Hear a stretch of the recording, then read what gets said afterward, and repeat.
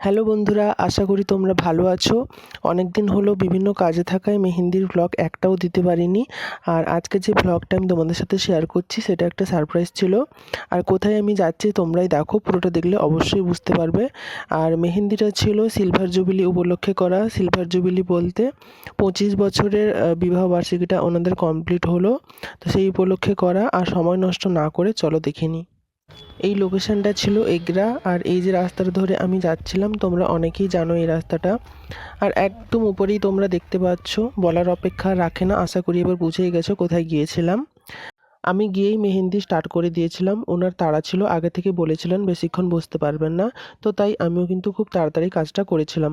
আর তোমরা কিন্তু অবশ্যই ওনাদের শপে এসো, রিজনেবল প্রাইসে খুব ভালো কোয়ালিটির কিন্তু কাপড় পাবে।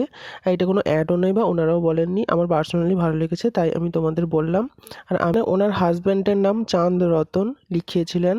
আর দুটো হাতের ফ্রন্ট পার্ট আমার কমপ্লিট হয়ে গেছে। তারপরে আমি একটা ভিডিও নিই, 25th অ্যানিভার্সারি বলেছিলাম তোমাদের, তো ওটাই উনি লিখিয়েছিলেন আরেকটা হাতে। আর ক্লায়েন্টের খুব ভরা ভরা মেহেন্দি ডিজাইন পছন্দ ছিল। আর ক্লায়েন্ট তো খুবই খুশি। আর তোমাদের কেমন লাগলো ডিজাইনটা বলো।